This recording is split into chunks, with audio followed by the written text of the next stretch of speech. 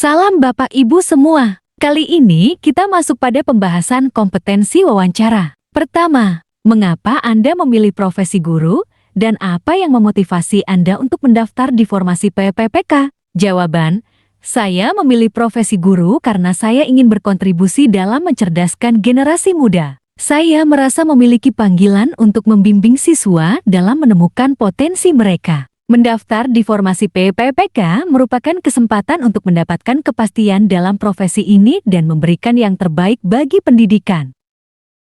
Kedua, bagaimana Anda menjelaskan visi dan misi pendidikan kepada siswa agar mudah dipahami? Jawaban, saya menjelaskan visi dan misi pendidikan dalam bahasa yang sederhana, seperti sekolah adalah tempat untuk belajar banyak hal yang akan membantu kita meraih cita-cita dan menjadi orang yang baik. Saya menggunakan contoh konkret agar siswa bisa membayangkan peran pendidikan dalam kehidupan mereka. Ketiga, ceritakan pengalaman Anda ketika menghadapi siswa dengan kebutuhan belajar yang beragam. Jawaban, saya selalu berusaha menyesuaikan metode pengajaran sesuai dengan kebutuhan setiap siswa. Misalnya, memberikan penjelasan tambahan atau menggunakan media visual untuk siswa yang membutuhkan. Saya juga mengatur kelompok belajar agar siswa yang lebih cepat memahami dapat membantu temannya.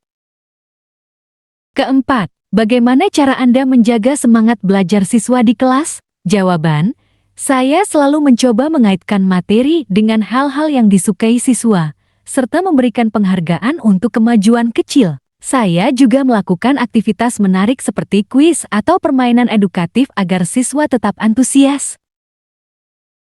Kelima, menurut Anda, apa tantangan terbesar dalam profesi guru saat ini dan bagaimana Anda menghadapinya? Jawaban, tantangan terbesar adalah menyesuaikan metode mengajar dengan perkembangan teknologi. Untuk menghadapinya, saya terus belajar dan mengikuti pelatihan agar dapat menggunakan teknologi dalam pembelajaran seperti aplikasi pendidikan atau media interaktif.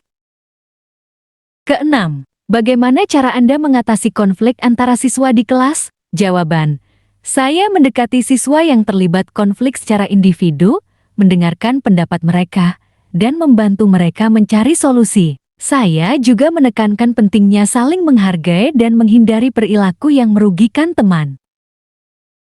Ketujuh, bagaimana Anda menggunakan teknologi dalam pembelajaran dan sejauh mana teknologi mempengaruhi hasil belajar siswa? Jawaban, saya menggunakan video, slide interaktif, dan aplikasi pembelajaran untuk membuat materi lebih menarik. Teknologi membantu siswa lebih mudah memahami konsep yang abstrak dan terbukti membuat mereka lebih tertarik dan bersemangat dalam belajar.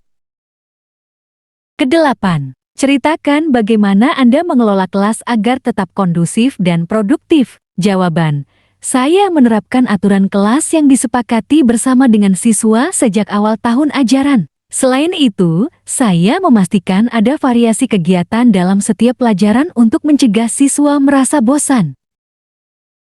Kesembilan, bagaimana Anda menangani orang tua siswa yang terlalu kritis terhadap metode pembelajaran Anda? Jawaban, saya mendengarkan masukan mereka dengan terbuka dan memberikan penjelasan mengenai alasan saya memilih metode tersebut. Saya juga terbuka untuk menerima saran yang dapat memperbaiki proses pembelajaran.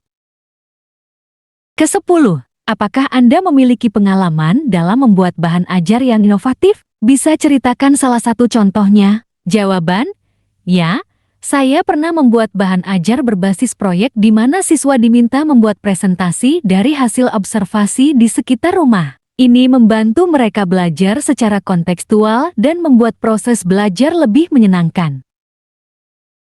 Kesebelas, bagaimana Anda memastikan bahwa semua siswa, termasuk mereka yang tertinggal, mendapatkan perhatian yang cukup? Jawaban, saya memantau kemajuan setiap siswa secara berkala dan memberikan bimbingan tambahan kepada siswa yang membutuhkan. Saya juga menggunakan pendekatan belajar berkelompok untuk mendorong saling membantu di antara siswa. Kedua belas, sebagai guru, bagaimana Anda menilai perkembangan dan kemampuan belajar setiap siswa? Jawaban, saya menggunakan berbagai metode penilaian seperti tes, proyek, dan observasi harian. Saya juga berbicara dengan siswa mengenai kendala yang mereka hadapi agar dapat menyesuaikan pendekatan belajar yang sesuai. Ke-13, bagaimana cara Anda meningkatkan keterlibatan siswa dalam pembelajaran? Jawaban, saya membuat kegiatan belajar yang relevan dengan kehidupan sehari-hari mereka, seperti diskusi dan tugas proyek. Saya juga sering memberi kesempatan kepada siswa untuk mengungkapkan pendapat mereka agar mereka merasa dihargai. Ke-14, apa pandangan Anda tentang pentingnya pendidikan karakter di sekolah dan bagaimana Anda mengimplementasikannya di kelas? Jawaban, pendidikan karakter sangat penting karena membantu siswa menjadi pribadi yang baik dan bertanggung jawab. Saya selalu memberikan contoh dalam perilaku sehari-hari dan mengintegrasikan nilai-nilai seperti kerjasama, disiplin, dan kejujuran dalam pembelajaran.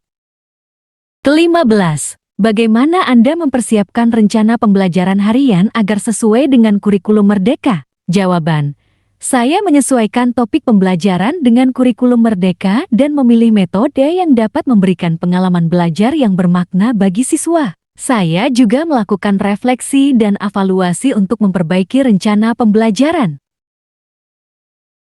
Ke-16, apa yang Anda lakukan jika siswa merasa tidak termotivasi atau mengalami kesulitan memahami materi pelajaran? Jawaban, saya mencoba mencari tahu kesulitan yang dihadapi siswa dan memberikan penjelasan tambahan atau menggunakan metode lain yang lebih mudah mereka pahami, seperti gambar atau video.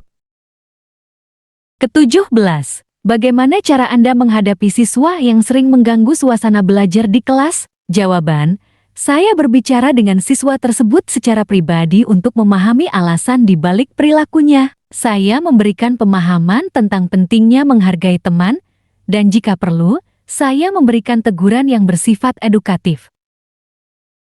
Ke-18, jika ada siswa yang mengeluh tentang metode pengajaran Anda, bagaimana Anda menanggapi? Jawaban, saya mendengarkan keluhan siswa dan menanyakan bagian mana yang mereka kurang pahami. Saya terbuka untuk mencoba metode lain yang lebih sesuai dengan kebutuhan siswa.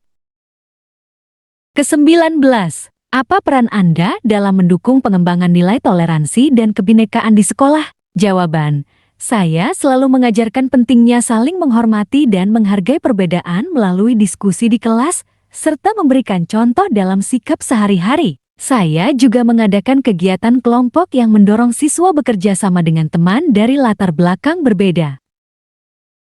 Ke-20, bagaimana Anda merencanakan pembelajaran yang inklusif untuk siswa dengan latar belakang budaya dan kebutuhan yang berbeda? Jawaban, saya memastikan bahwa setiap siswa merasa diterima dengan memberikan perhatian dan menghargai perbedaan yang mereka miliki. Saya juga menyesuaikan materi dan aktivitas yang relevan dengan kebutuhan mereka.